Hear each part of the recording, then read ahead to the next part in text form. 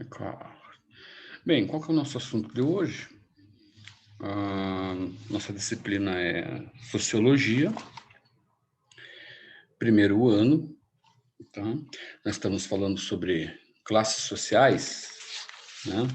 Desde o começo ali, então, estamos falando das classes sociais a respeito de estratificação das classes, ou como que essas classes, né, foram divididas ao longo da nossa história. Claro que o enfoque da apostila, do conteúdo, ele é mais atual, né? Falando mais sobre a contemporaneidade, ou seja, os nossos tempos atuais, né? Século XXI.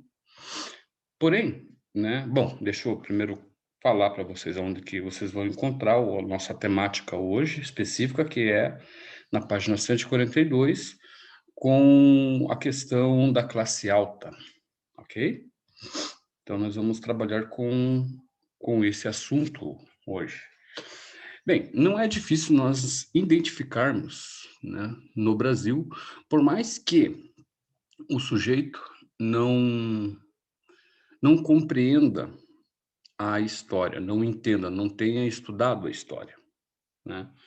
Se não tem estudado, ele não compreende que é um fenômeno, né, que é uma situação em que sempre houve na história a divisão de classes, sem sombra de dúvidas, né? Então, desde os primórdios, poderíamos colocar, quando o ser humano o homem passou a viver em sociedade.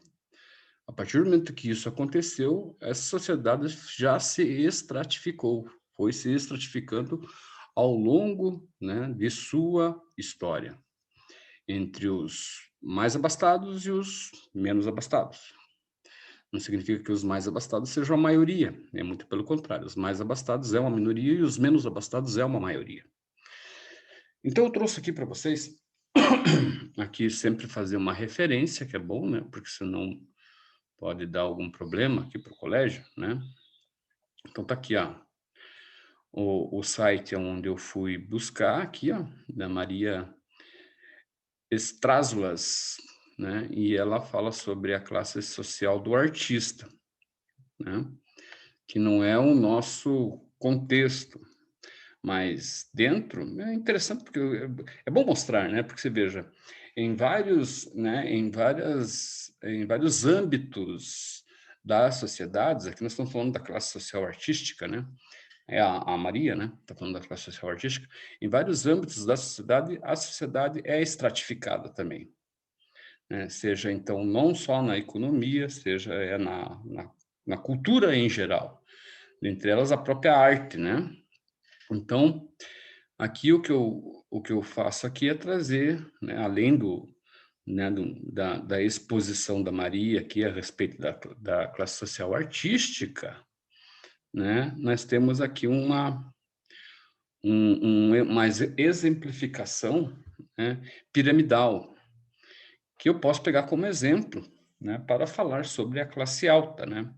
Então, vocês vejam, desde o princípio, ou seja, desde as primeiras grandes sociedades, né, que surgiram, né, que se construíram no mundo que nós temos conhecimento, sempre houve isso aqui, ó, sempre a estrutura foi dessa forma aqui, ó, tá?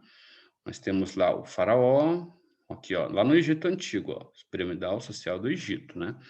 O faraó, os nobres e sacerdotes, soldados, escritores, escribas, comerciantes, artesãos, camponeses e, por último, os escravos, né? Nós podemos fazer uma leitura de outros tempos também que não está aqui, tá?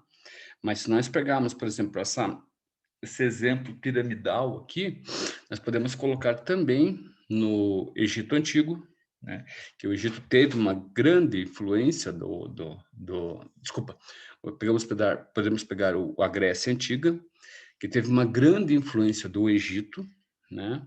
Então, na Grécia, nós tínhamos lá os imperadores, nós tínhamos, né, a nobreza que estava vinculada, né, ao império, nós tínhamos o soldado que defendia os interesses, né? Nós tínhamos daí uma classe escritores, escribas, pensadores, filósofos no Egito Antigo, né?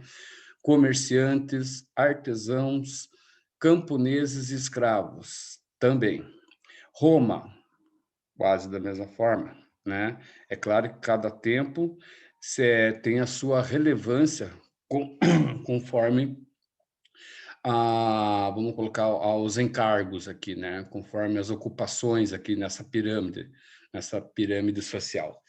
Na Idade Média nós temos também lá, em vez do faraó, nós já temos vinculado o poder da igreja.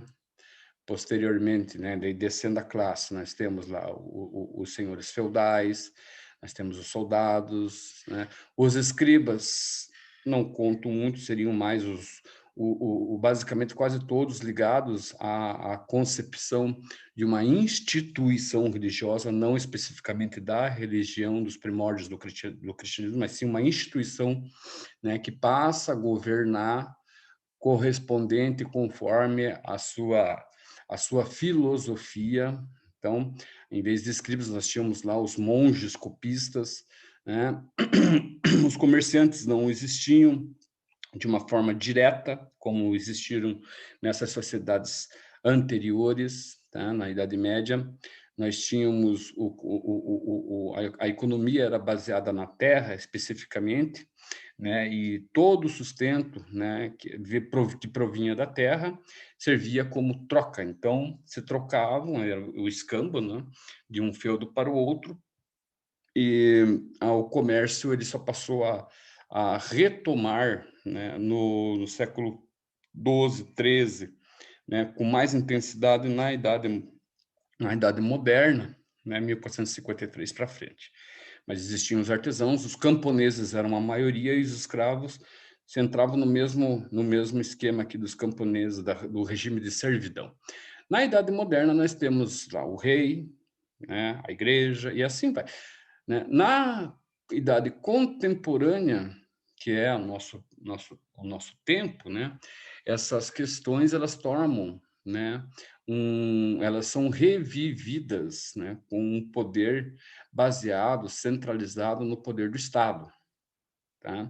Para ser mais específico, nos dias atuais, nós temos os chefes de estados, né, os presidentes dos países, assim, né, nós temos os políticos aqui, poderíamos colocar, o exército e todo, né, o seu corpo lá de proteção do Estado.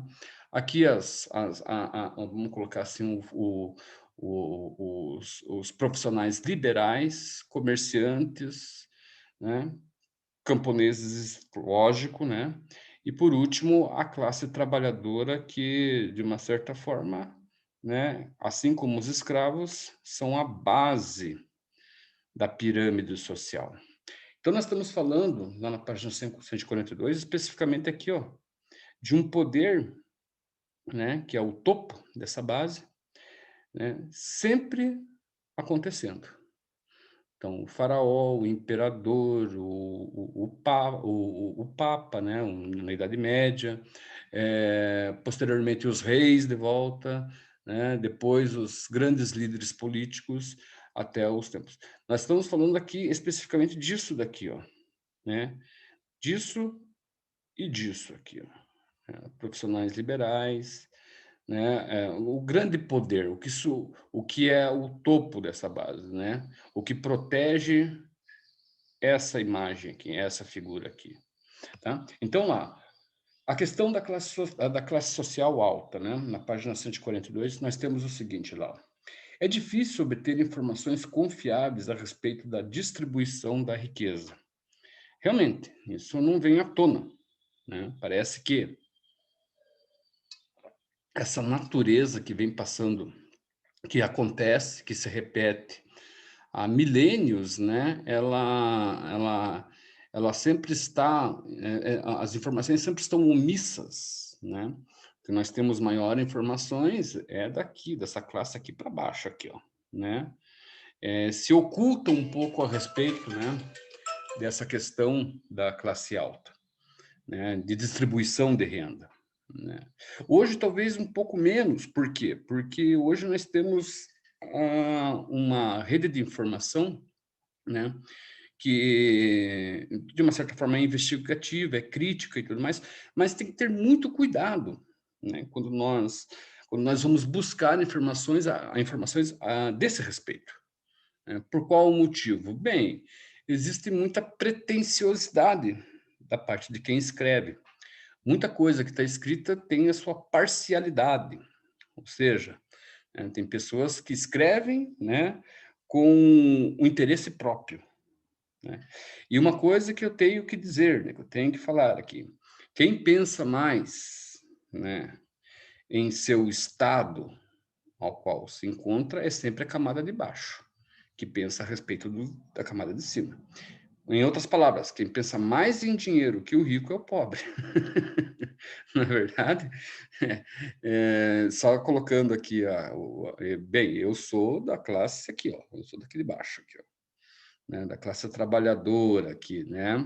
Se eu tivesse, talvez, se eu tivesse lá no Egito Antigo, eu não seria esse cara aqui, eu seria subordinado a esse cara aqui, ao escriba, né? Eu seria aqui, né, um trabalhador quase que escravo aqui, ó, né? Dependendo da situação, olha só que loucura, dependendo da situação. Se eu tivesse nascido no Egito, eu seria um escriba.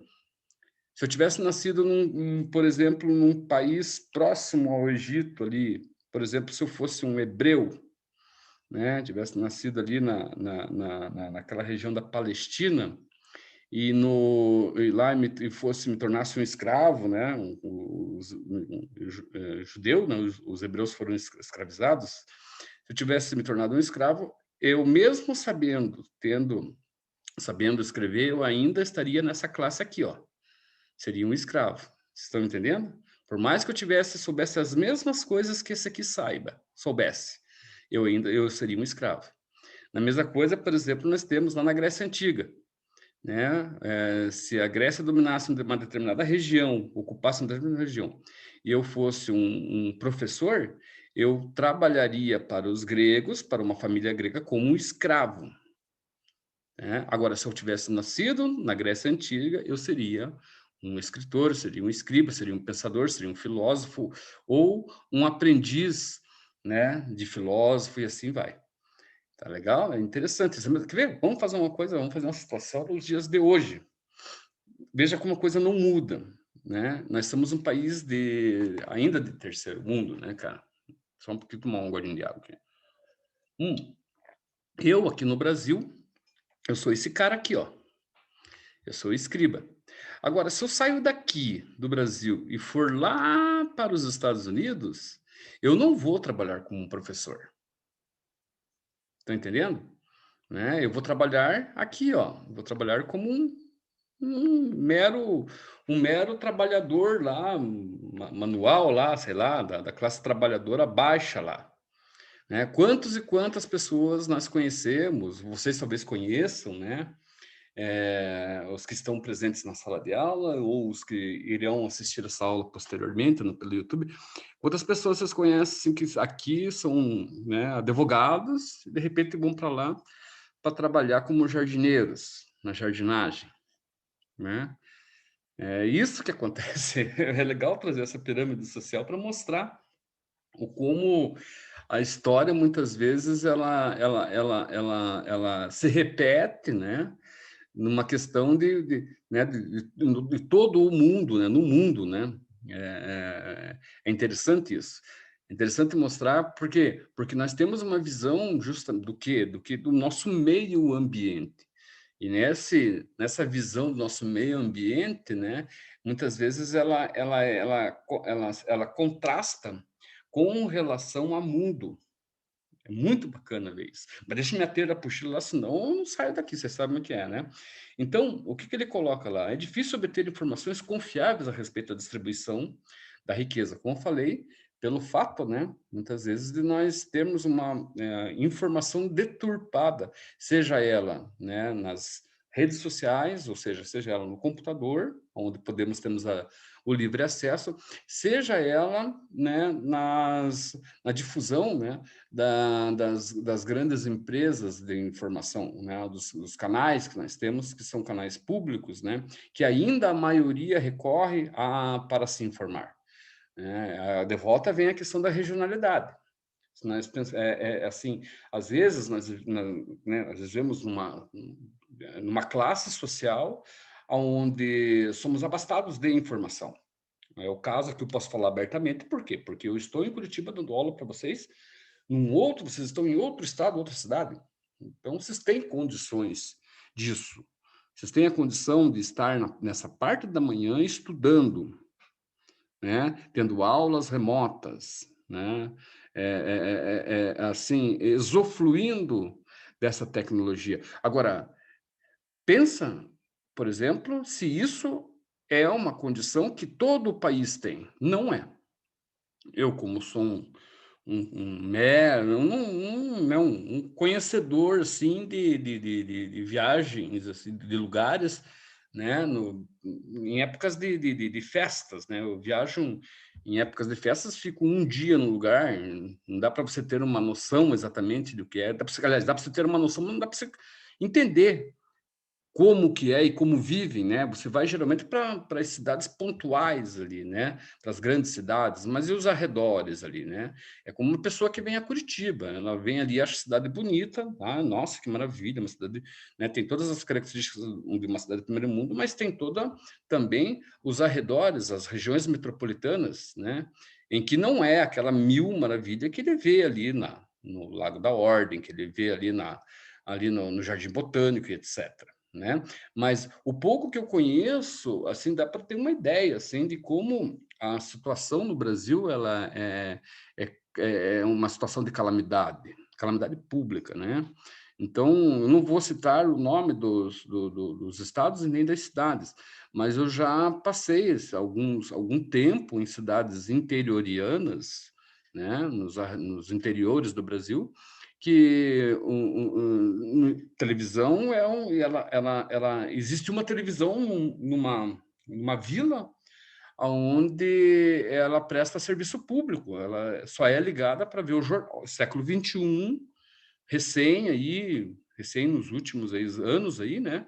Século XXI, nos últimos anos, onde as pessoas vão em determinados horários da tarde, ou da tarde para a noite, assistir o jornal para ficarem informados. No final de semana, a televisão, eles ligam, né? A energia é mantida por um gerador, eles ligam no final de semana para ver o jogo, né? E um capítulo de cada novela. Aquele capítulo lá, ele resume a semana inteira, praticamente. O cara tem que criar na cabeça dele. Sério, cara. Sério, sério. Então, é uma situação bem... O país como nós conhecemos o nosso meio ambiente, né? Parece que a ideia é assim, que todo o Brasil é isso, todo o Brasil é constituído, todo o Brasil goza da tecnologia que nós vemos diariamente na televisão, com dados, né, extremamente manipulados. Ah, existe 3 celulares para cada brasileiro. Depende. Se for aqui no Sul, no São Paulo, Rio de Janeiro, Florianópolis, Porto Alegre, Curitiba, pode ser. Agora, saia daqui e vá para uma cidadezinha dessa. Tem um celular para uma população toda. Ainda hoje, no século XXI. Então, essas questões eu gosto de deixar claro, né? Porque nós pensamos muitas vezes que a informação ela é completa, ela é verdade, né? Então, não é, nem sempre é. Tá? Então, boa parte, por exemplo, que se fala a respeito de classe social nas televisões, nos noticiários, tá? É omitida, né? Se fala mais sobre a classe média e a classe baixa, com certeza. A classe alta não aparece muito, pode ver. Difícil. Tem lá uma informação passageira. Ah, 5% da população do Brasil detém a maioria, né? Detém boa parte da concentração de renda, né? Ou o maior número, né? O maior é destinado a uma grande minoria. né? Poucos ganham muito. É mais ou menos por aí. É uma coisa passageira, rápida. Não fica naquilo, não tem um estudo, não se levanta um estudo a respeito daquilo. Isso é coisa lá do YouTube. Você pode buscar informação, mas daí tem a questão. Vem cá, mas até onde essa informação, né, é verdade? Até onde essa informação é manipulada ou não? De repente é uma informação que vem de um documentário, de um partido político, e assim vai, cara. É muito complicado, por isso que ele coloca lá. Alguns países mantêm estatísticas mais precisas do que os outros, como é o nosso. Países de terceiro mundo não se mostra isso. Busca se mostrar mais a questão da pobreza, chama inclusive mais atenção. Dá mais ibope você mostrar lá o morro desbarrancando tudo lá, com o número de vítimas, mortos e de desabrigados. Né? A notícia, podem ver, se vocês assistirem o noticiário do meio-dia, cara, escorre sangue pela TV, cara. Entendeu? Por quê? Porque chama mais atenção, dá mais ibope. A desgraça dá mais ibope. Né? Maior desgraça é essa concentração de renda nas mãos de poucas pessoas, de um grupo que é majoritário, maior, né, no sentido de poucos ter bastante poder, né, e concentrar a maioria da riqueza. Se eu não me engano, por isso que eu falo, não posso dar uma informação aqui precisa, e como o próprio conteúdo mostra para vocês, mas se eu não me engano, 95% de toda a riqueza está nas mãos de 5% de toda a população. 5% sabe o que é isso? É uma loucura total. Né? E a gente vê isso assim quando a coisa, vamos colocar assim, quando o reflexo é lá fora. Tá? Quando o reflexo é lá fora. Só, quer ver? Eu vou dar um exemplo para vocês aqui. Ó. O Brasil passa por situações de calamidade pública, em todos os sentidos. Em todos os sentidos. Calamidade pública. Tem pessoas que morrem de fome. Tá? Daí você tem lá recentemente houve lá, né, a Catedral de Notre Dame, na França, pegou fogo, lembro disso daí? Pegou fogo, né, destruiu uma parte da catedral lá, e uma socialite do Brasil, que eu não vou citar o nome, senão posso ser processado, né? Uma socialite do Brasil, né? Doou, não sei, parece que, se eu não me engano, 5 bilhões, cara, é uma cifra mais ou menos assim, nesse valor aí, para reconstrução de uma parte da, da catedral. Cara, é uma coisa que não me entra na cabeça, né, cara? Bom, o dinheiro é dela, tá? Eu sei que vocês podem falar, cara metido, né? Ela faz o que bem entende. Então, assim, é verdade, né? Mas vive no Brasil numa situação dessas, né?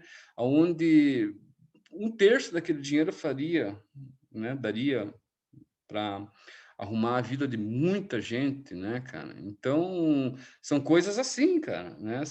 Volta e meia nós vemos aí noticiários assim, né, de famílias extremamente abastadas, né, gastando milhões com pet shop. O problema deles, tudo, né? Mas vem cá, da onde esse dinheiro surge? Ele é daqui, ó. Entenderam? Né? Quem gera toda essa riqueza está aqui, ó. E depois nós vamos entrar em questões mais sociais, mas eu não quero muito me ater nisso, porque senão fica uma coisa muito crítica aqui. Tá certo que tem que ser, mas o assunto aqui é outro aqui, tá? Continuando lá, e depois vocês dão continuidade na leitura, que eu sei que vocês fazem isso depois que a aula acaba ali, né? Ó, os ricos não costumam, o que eu falei para vocês aqui, ó. Olha aqui, ó, eu nem li a apostila, tá? Eu estou com bases aqui, a minha base aqui também não é solta, né? Eu estou com uma base aqui da história aqui para vocês aqui, ó, que eu trouxe, né? Que eu divulguei aqui, a artista aqui, ó, Maria Strázula, tá? Eu nem li a apostila, né? Eu gosto de fazer isso para mostrar, para vocês verem o quanto, né? Uma informação ela se associa a outra quando essa informação ela tem um mote, né? Ela tem um porém, né? O que você quer falar, quais são os objetivos de falar a respeito, né? Então, olha aqui, ó, para fechar a aula aqui, que já está quase dando, ó. Os ricos não costumam tornar público o alcance completo de seus bens. E normalmente comenta-se que sabemos bem mais sobre os pobres do que sobre os ricos, o que eu acabei de falar para vocês, o que eu estava falando para vocês em toda a aula. Nós sabemos mais do pobre, que é mais interessante você saber da desgraça do outro do que sabendo do rico. E o rico não faz questão nenhuma de se mostrar. Na verdade, ele passa sempre por despercebido, né? O pobre que tem aquele estigma de querer ser rico, sacaram? Né? O cara ganha lá, por exemplo, lá um salário, poxa, mínimo, né? Onde as condições, né, de sobrevivência são muito baixas, mas ele resolve se enfiar numa conta de um carro zero, cara. Né? E deixa a casa lá, muitas vezes tem uma casinha, tem um terreno, ou às vezes paga aluguel, e continua pagando aluguel, mas ele quer ter o carro, né? Ele quer ter o carro, ele quer ter a roupa de marca, nada contra, né? Mas distorce, né? Desassocia a ideia, não é compatível com o que ele ganha. Cara, é muita loucura a gente estudar isso. Vocês têm todo um tempo para fazer isso em casa aí, então bem façam, tá legal? Que eu posso trazer para vocês aqui é um pouco sobre isso daqui. Eu não posso, né? Bem que eu gostaria que nós estivéssemos numa sala de aula presencial e eu pudesse, né, estar mais tempo com vocês, mas infelizmente a situação não permite. Portanto, um bom dia e amanhã damos continuidade à nossa aula. Amanhã é História da Arte, não é verdade? Então amanhã nós falamos um pouco mais sobre a Maria Strázulas, ok? Bom dia.